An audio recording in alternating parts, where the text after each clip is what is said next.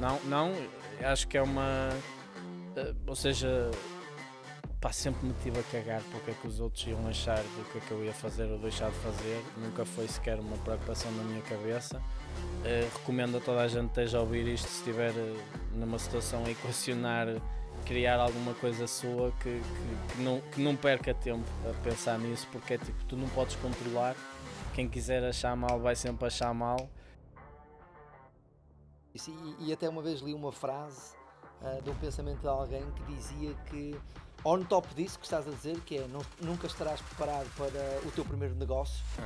Podes fazer os MBAs, podes fazer um conjunto de coisas, mas nunca vais estar preparado. Nunca vais estar. Porque há um imposto que tu desconhecias, há um entendimento sobre prazo médio de recebimento e prazo médio de pagamento que tu não sabes muito bem o que é, e começas a pagar antes de receber e depois cash flow não existe. Portanto, há um conjunto de coisas, portanto nunca vais estar preparado por muitos cursos que tens.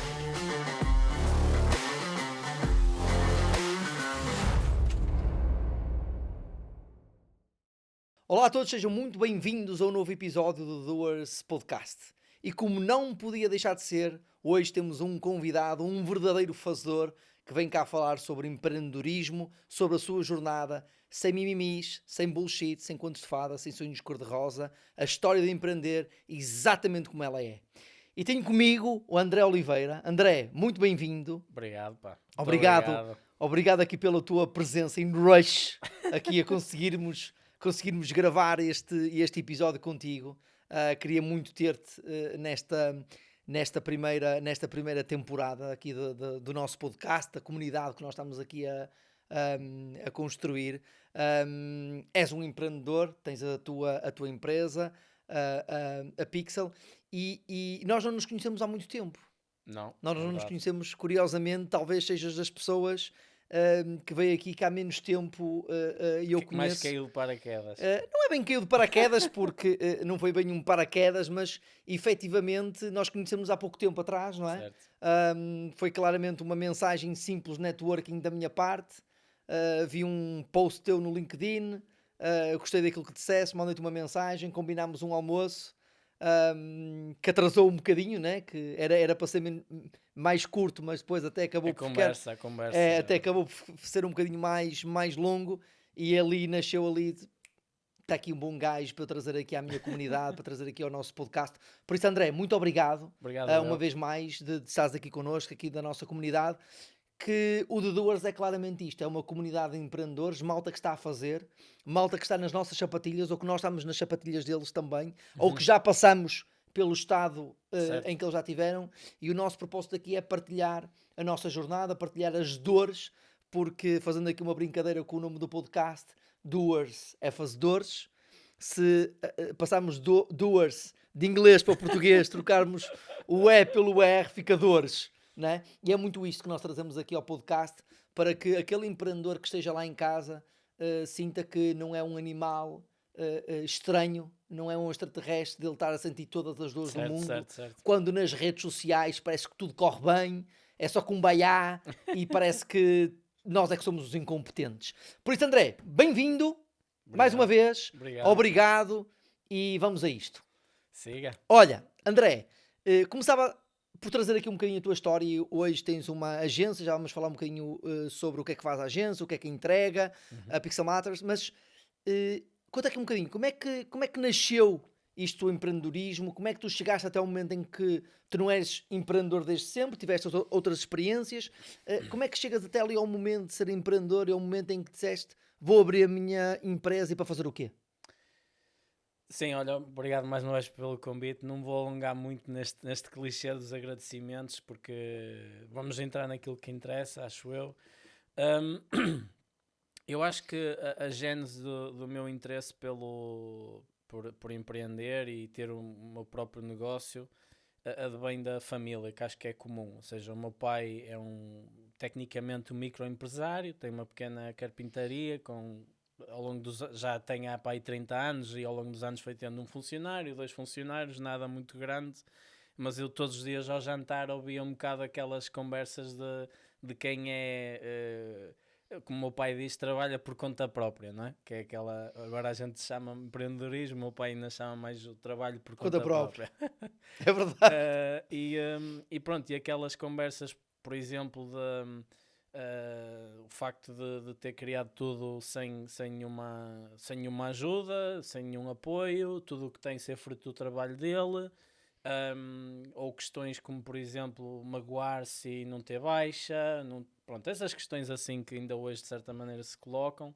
Eu cresci a ouvir isso, ou seja, sempre tive um bocado aquele bichinho de, através dessa influência do meu pai, de ter alguma coisa minha.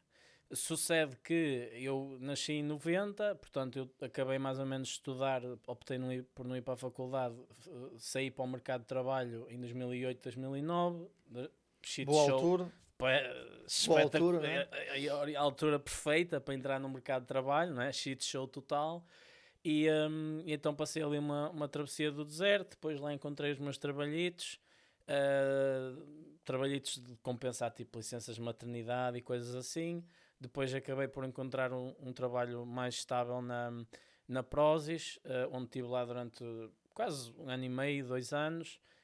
E durante essa estadia lá surgiu a ideia de criar um produto. Esse produto era uma rede social para adeptos de futebol chamada Finta, que eu queria criar. Basicamente o conceito era tipo o Flash Score e o Twitter tinham um filho. Era mais ou menos isto. Ou seja, era trazer uma componente social para a interação com o desporto e neste caso com o futebol. Problema, eu não tinha dinheiro, não é? Tipo, ganhava, tinha um salário modesto lá na Prozis, nem havia contratos, era recibos verdes, tipo, pronto. Também não sabia programar, porque o meu background é em design, ou seja, código, esquece, para mim não dá, é demasiado. Não havia os GPTs da vida também? Não havia GPTs, é verdade, talvez isso fosse uma ajuda para criar ao menos ali um MVP, mas na altura não havia grande coisa nesse aspecto.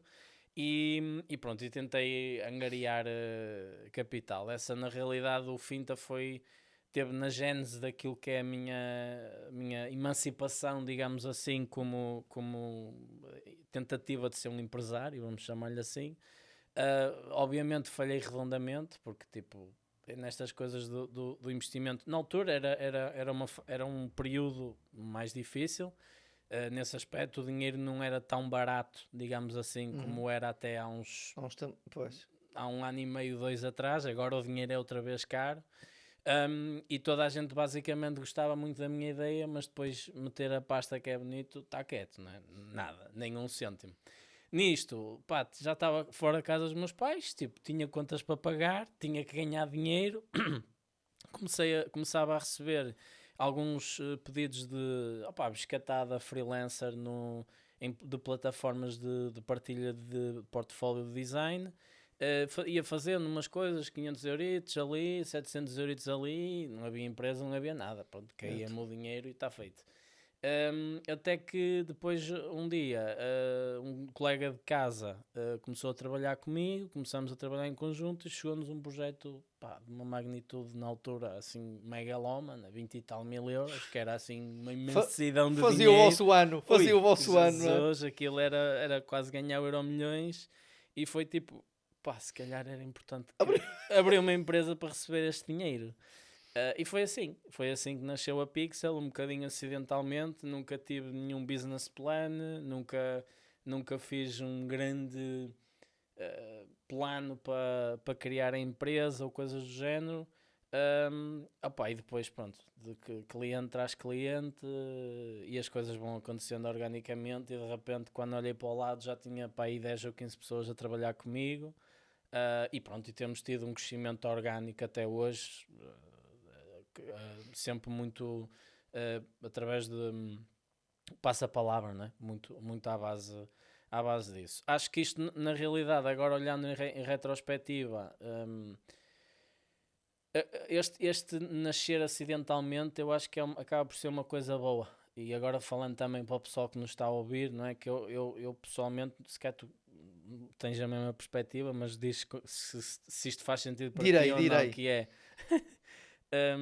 eu acho que digamos, o ato de empreender e de criar algo é uma coisa sobre a qual tu não podes pensar demasiado, porque senão Nunca estás pronto. Faço um bocado a comparação com a Claramente. paternidade.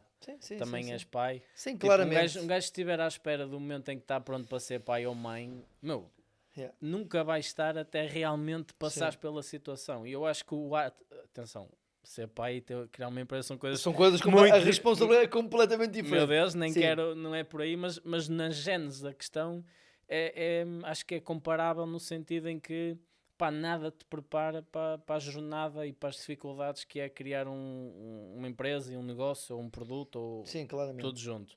E acho que só fazendo mesmo é que tu consegues, tens que te atirar de cabeça e depois, olha, lidar, Mas como se costuma dizer. É muito isso. E até uma vez li uma frase de um pensamento de alguém que dizia que, on top disso que estás a dizer, que é nunca estarás preparado para o teu primeiro negócio.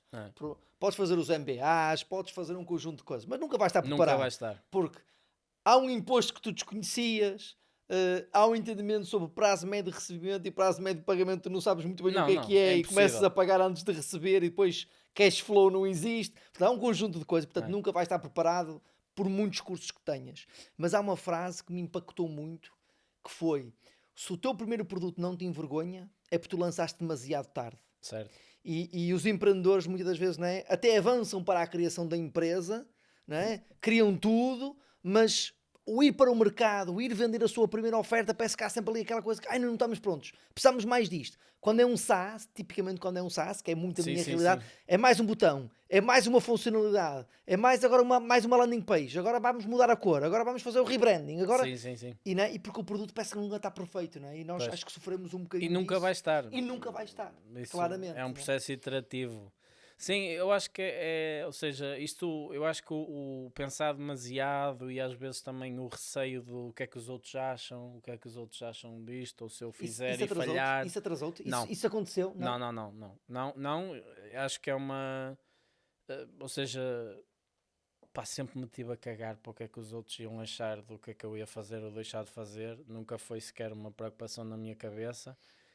Recomendo a toda a gente que esteja a ouvir isto, se estiver numa situação a equacionar, criar alguma coisa sua, que não perca tempo a pensar nisso, porque é tipo, tu não podes controlar, quem quiser achar mal vai sempre achar mal, portanto, quer dizer, boa, é tipo, grande insight, é desperdício de energia, é desperdício do teu tempo e da tua atenção e do teu foco, que são aquilo mais importante que nós temos, não é? Porque o tempo não volta para trás, é limitado.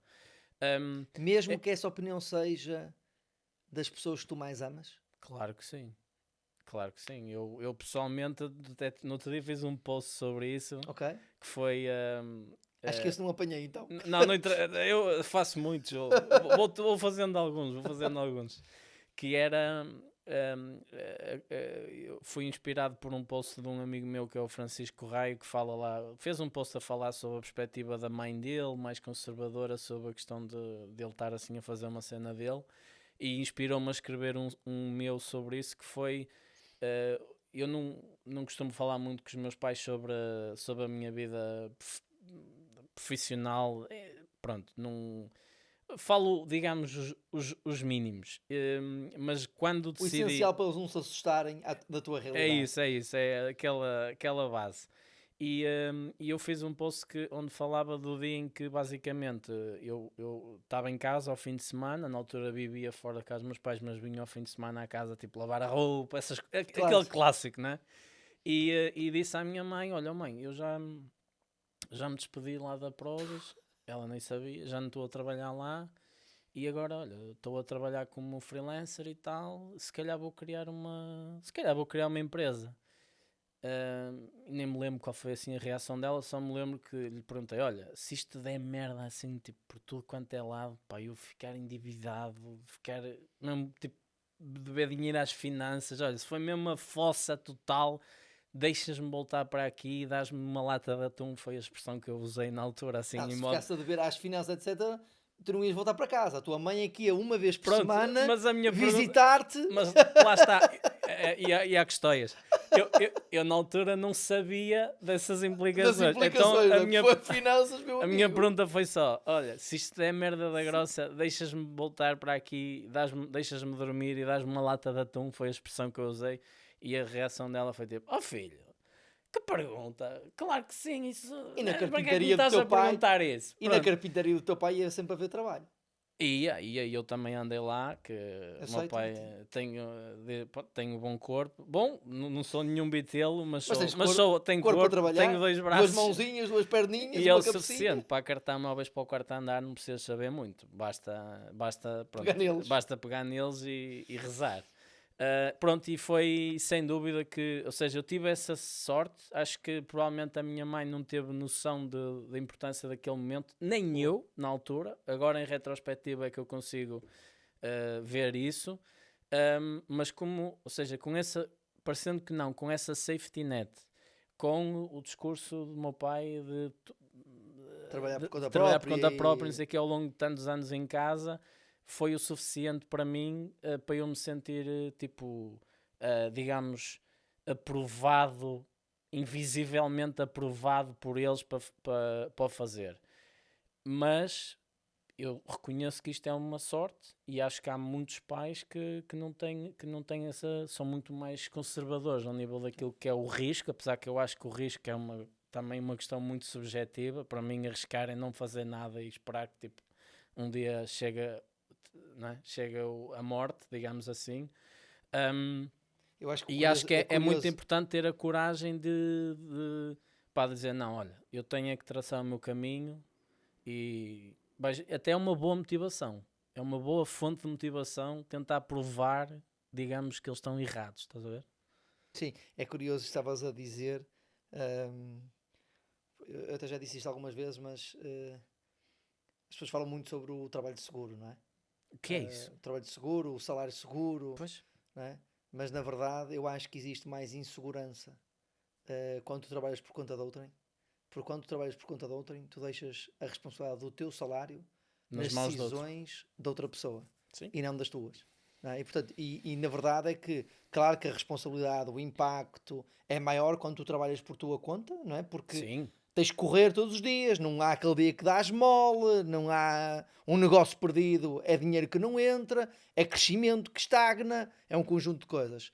Mas na verdade, olhando hoje, eu vejo que o maior risco é quando nós, principalmente quando estamos em estruturas que são negligenciadas, que são mal geridas, claro. Empresas que apresentam sintomas de poderem rebentar. E este ano 2023 quer dizer, é paradigmático sobre isso, com todos os layoffs que tem havido. Nós estamos a fazer isto aqui em dezembro, quer dizer, só quem vive debaixo de uma gruta é que não tem visto as notícias sobre a Farfetch. E pronto, quer dizer, se calhar era inimaginável há 2 anos atrás imaginar-se aquilo que tem acontecido nos últimos meses e que ainda vai acontecer, que isto ainda não chegou ao fim.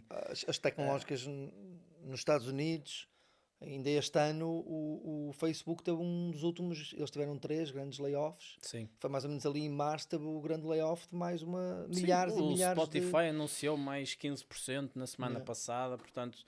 Isto da estabilidade, é uma falsa questão. Claramente. Eu sigo um grande empresário brasileiro que é o Flávio Augusto. Não sei se já Geração de Valor. Geração de Valor. Pá. Não sei.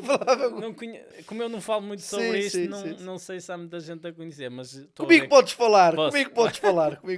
E ele é muito bom e muito provocador. E sabes que a frase dele forte é essa: a estabilidade não existe. É uma espécie de slogan dele, e muito virada para isso, que é esse conceito de estabilidade. Acho que não é uma coisa muito relevante e muito subjetiva. Vou pegar numa frase do Flávio Augusto, já que falaste nele, e vamos tentar fazer aqui uma analogia a alguma história que tu tenhas passado. Okay? O Flávio Augusto diz, ele já contou algumas vezes a história dele, dos tempos em que ele era vendedor, etc. E por isso é que vendas. Por isso é que eu conheço muito o Flávio Augusto, porque claramente vendas é um tema que curam tudo, não é? A mim, eu acho que curam tudo mesmo. Mas o Flávio Augusto dizia que lá nos anos 90 a coisa, entre aspas, que mais vergonhosa, que mais dignidade lhe tirava, ok? Era ele ter ido de ónibus todos os dias, ok? Uhum. Porque o ónibus lá no Brasil, não, o autocarro lá no Brasil, aquilo é intenso, não é? Muita gente, aquilo, roubos, apalpões, ele dizia que via muita Uhum. coisa, não é? Sim. Mas, na verdade, André, nós, durante a nossa vida, muitas das vezes, pá, também temos de saber engolir, não é? Claro. Algumas coisas, temos de saber passar por momentos mais difíceis, por momentos em que, pá, alguém nos dizia, ui, eu nunca imaginei que tu tivesses passado por isso. Durante esta jornada, houve alguma coisa que tu hoje que possas partilhar naturalmente? Algum momento mais difícil, algum momento que tu tiveste que engolir em seco, que tivesse custado, mas que pelo bem do teu negócio, pela, pela continuidade da tua jornada, tu tiveste que engolir e passar e enfrentar aquilo? Há assim alguma história que tenha custado mais a passar? Algum momento, quase um momento de Flávio Augusto, em que nós olhamos para trás, pá, a coisa que mais dignidade tirava era todos os dias ter que entrar naquele autocarro. Ah, Hum, de forma direta com essa comparação, porque eu acho que ele também usa isso como tipo, é uma forma de falar não, dos claramente, humble sim, sim, claramente, beginnings, não é? claramente, Pronto. sim, sim. E eu também, ou seja, não nasci em nenhum berço de ouro. O meu pai, que já disse, é carpinteiro. A minha mãe trabalhou tipo em fazer reposições em supermercados e limpezas, ou seja, não bem nenhum berço de ouro. Também nunca me faltou nada, mas eu tive que construir o meu próprio caminho. Eu acho que ao longo destes 10 anos que vamos agora fazer este mês, daqui a alguns dias, hum, há muitos momentos de pressão e de muito conflito emocional e muitas chatices. Eu penso que uma das coisas mais difíceis pela qual eu terei passado foi a separação com o meu sócio, ou seja, como eu tinha dito há pouco, Começaram dois, não é? começámos dois, ingenuidade total, ou seja, alguma vez na vida falámos sobre, por exemplo, antes da empresa existir, falámos sobre separação das cotas, responsabilidades. Não havia nada disso. Nós simplesmente vivíamos na mesma casa, éramos amigos, pá, siga, vamos partir isto 50-50 e tal. Só que depois, quando o negócio, quando a coisa se começa a tornar num negócio, digamos assim, que é uma expressão também que tu fala, esta separação do que é um projeto, Sim, de o um que é um negócio negócio, e tal, certo? acho que começou a ficar notório quais é que eram as responsabilidades de cada um e quem é que dava mais ou não ao negócio, o que, digamos, motivou uma conversa difícil em termos daquilo que era a divisão das cotas. E na altura não foi possível chegar a um acordo, ou seja, o meu sócio não quis tipo, mexer naquilo, ou era tudo ou era nada, ou seja, ou era manter o que estava, ou eu teria que comprar a cota dele para ele sair, que foi o que eu depois acabei por fazer. Mas lembro que foi um período de, eu acho que sofrimento é a palavra certa, porque ele era meu amigo, eu vivi com ele durante 2 ou 3 anos, sendo que um dos anos foi 2014, onde nós alugámos um apartamento com 3 quartos, um quarto era dele, outro quarto era meu e o quarto do meio era o escritório da Pixel. Portanto, nós acordávamos juntos, salvo seja, né? Nós entendemos, Mas, nós entendemos. ou seja, tomávamos todas as refeições juntos, era quase 24/24 ali debaixo do mesmo teto. E ele era uma espécie de mentor para mim de muitas coisas na vida, que ele já era mais velho e já me ajudava com expôs-me a muitas coisas diferentes. E então aquela separação, pá, eu nunca passei por um divórcio, mas não há de ser muito diferente. Foi assim, emocionalmente, muito desgastante, muita ansiedade. Não sou o gajo de tipo não dormir à noite, não é uma coisa que me costuma tipo acontecer, mas naquela altura era difícil, não, ou seja, eu ali uma outra noite mais em claro, um, porque lá está, havia uma ligação muito emocional. Obviamente que também tinha preocupações em relação àquilo que o negócio ia ser sem ele, porque tipo, era uma pessoa com valor e competente e que trazia algo mais para o negócio. e de repente eu ia ficar, entre aspas, sozinho, e havia também aí aquele friozinho na barriga, aquele receio do que é que iria acontecer, mas aquilo que eu me lembro como mais doloroso foi mesmo a separação, aquelas conversas difíceis, A a negociação. negociação, pá, é muito... Por isso é que eu comparo a um divórcio, porque há um envolvimento emocional num divórcio também, não é? E pronto, foi assim um dos períodos, um dos acontecimentos mais difíceis, e a minha recomendação hoje é, e eu falo agora com alguns founders em fase early stage, aquilo que eu digo é, tenham as conversas difíceis já, antes de haver dinheiro. Quais são os temas? Quais são os temas? Vamos agarrar aqui um bocadinho nisto. Quais são os temas que devem ser discutidos? Os 3 tópicos de temas que devem ser bem discutidos quando um sócio se junta a outro sócio para não dar a geneirada à frente. Para mim, responsabilidades. Quando dizes responsabilidade, eu faço isto, tu fazes isso, eu sou responsável por isto, tu és responsável por aquilo. Um alinhamento básico de princípios e valores e formas de estar. Tipo, idealmente um documentozinho, uma página Google Doc com alguns negociáveis, 10 pontos inegociáveis. Boa.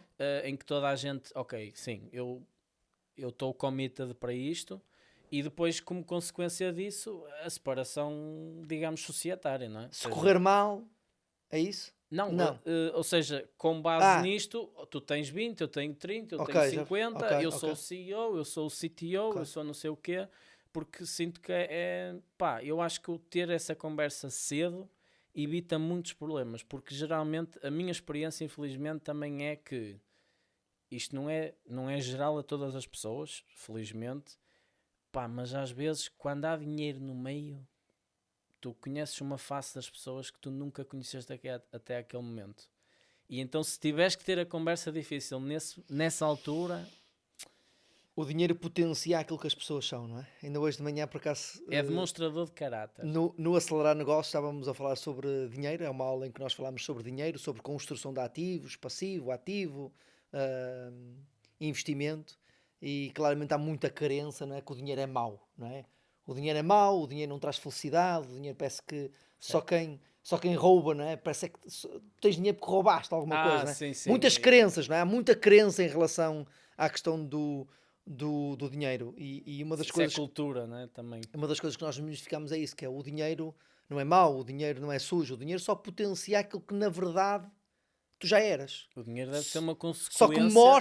Só que mostra exponenciado aquilo que tu verdadeiramente já és, porque se tiveres bons valores, tu vais continuar a ter bons valores. Se tu tiveres maus valores, eles simplesmente ainda não eram visíveis. Exatamente. Estavam camuflados pelo teu estado de pobreza. É isso.